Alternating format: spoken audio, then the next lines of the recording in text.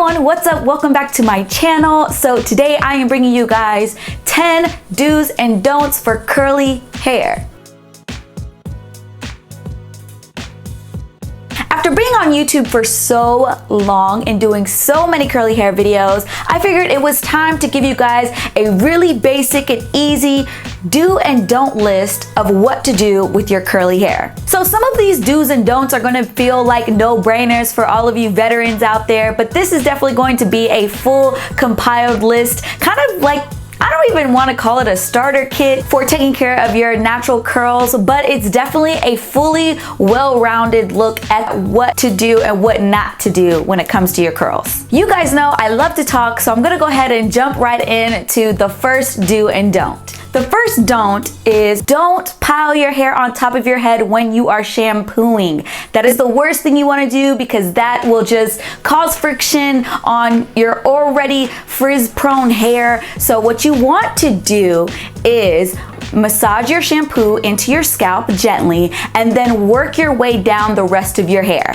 The second do or don't is do not detangle almost dry or damp hair. What you do want to do is make sure that your hair is wet and saturated with conditioner before you detangle your hair. Choose a conditioner with a lot of slip, or also known as just making sure the conditioner is super moisturizing and you're easily detangling your hair with it when you're in the shower, or if you take a little bit longer to detangle, you can add more water and more conditioner as you're detangling different sections of your hair.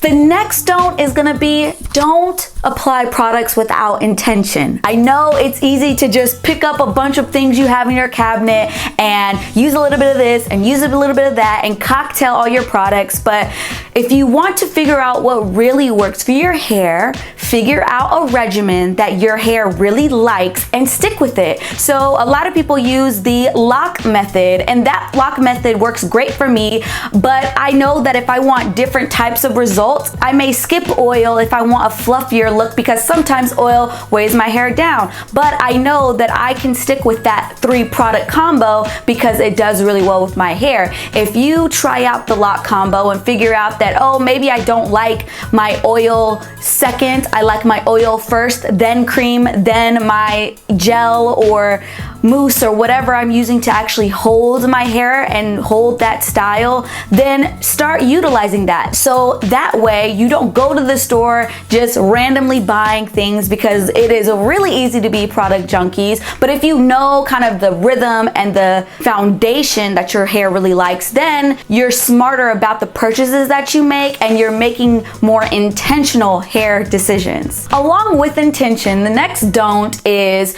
don't just randomly apply your products and start scrunching. I know if we get kind of lazy in our routines, we want to just like throw products on our hair, scrunch and go, but it's really important that you take the time to actually finger detangle or use a Denman brush or whatever tool that you see fit for your hair to make sure that you're smoothing the product down all the way through your hair, because that can also lead to some areas of your hair being really frizzy, some areas of your hair being really defined, and it kind of being all over the place. In order to find that really harmonious, unified, nice look, you have to be intentional and strategic with the way that you style your hair. When it comes to diffusing, don't blow dry your hair from the bottom up. You want to blow dry your hair from the top down so that you can smooth down your hair cuticle while also drying your hair at the same time. Blow drying your hair from top to bottom helps just lay down your hair nicely, smooth it out, and it will help with frizz.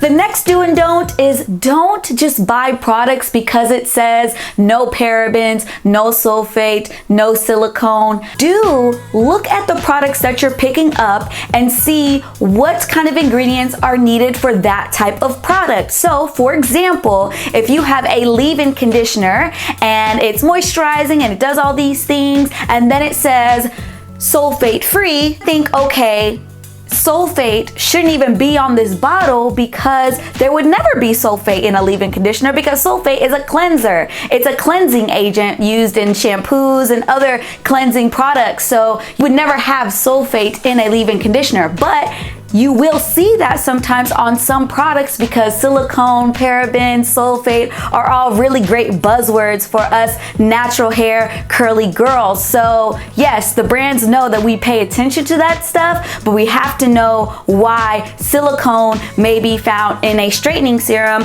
versus a natural curly hair styler. Silicone is used in different ways, same with sulfate. Sulfate is used in different ways. So when you are using products with silicone, which I use leave-in conditioners with silicone in them all the time. My hair likes those products, but when I know I'm using silicone-based products, I will make sure that I use a sulfate shampoo somewhere in the near future so that I make sure that I don't have any buildup from that silicone, because silicone is not water soluble, so it's not gonna go away by just co-washing. You need to use some sort of cleansing agent to get it out of there. The next don't is a huge one for me that I always talk to people about, but the next don't is do not, I repeat, do not skip deep conditioning day. I know a lot of people be working out, y'all never want to skip leg day, but y'all will skip deep conditioning day for weeks on weeks on weeks. We cannot have that. Your curls will appreciate you and your consistency if you deep condition at least once a week. And if you can even go further as to deep conditioning with a steamer or a hooded dryer or any, like adding a little bit of heat to your deep conditioner will always be a great move. Your hair will thank you later. But if you're having any hair issues where your hair is just not doing what you want it to do, a lot of times it is the fact that you're lacking nutrients in your hair. So deep conditioning weekly will definitely help with that. The next do and don't is don't think that your holy grail product is always gonna work, that you'll never have a bad hair day with it, and that it will last you forever.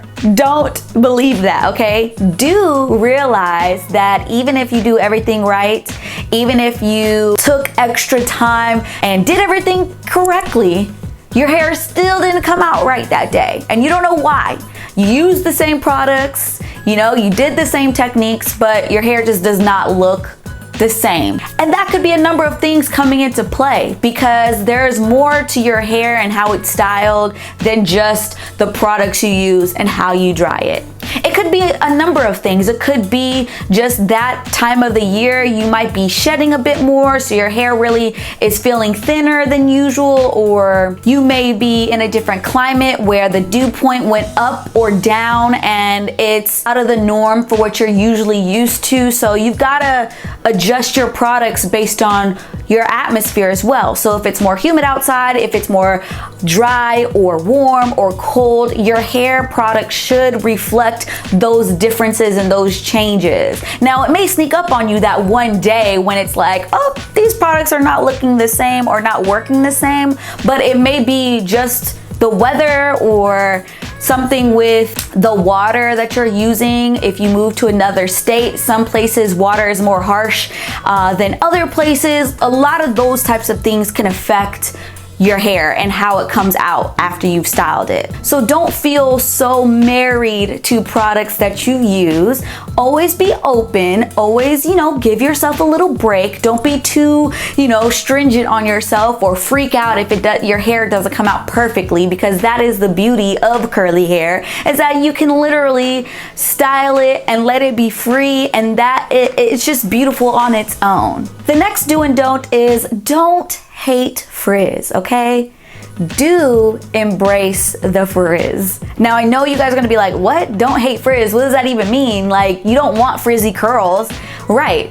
I'm saying do embrace the frizz. If you are finding that your hair just likes to be big and fluffy, let it be that. Accept it for what it is, and then figure out ways to enhance that. So if you have really big hair, figure out ways that you can manipulate your hair with a product or a technique to make it look more like what you're trying to achieve. A lot of times we watch YouTube tutorials or we go to the salon and we do everything, or we try to do everything exactly the same, and it just does not work for us. Our hair ends up getting a little bit frizzier, or we just, you know, and sometimes you kind of just gotta like let that go and just say, you know what, my hair is gonna do what it wants to do. I can assist it and guide it as much as I can, but you know, that's again the beauty of natural hair, of curly hair, is that it's gonna do its own thing. It's about figuring out the little ins and outs of your own hair so that you can make your hair look the best that it can look. And the last do and don't is don't be afraid of your hair, okay?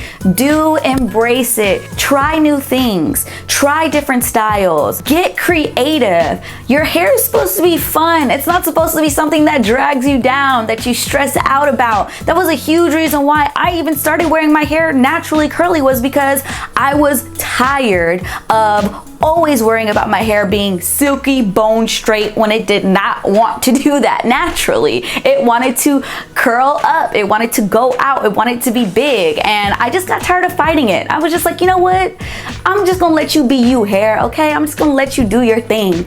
And now we're here. Now with my hair being the way that it is, I feel so much freedom in that, and I've been able to build a whole business around my hair. And so I say that to say, be fearless when it comes to your hair. Don't be afraid of it.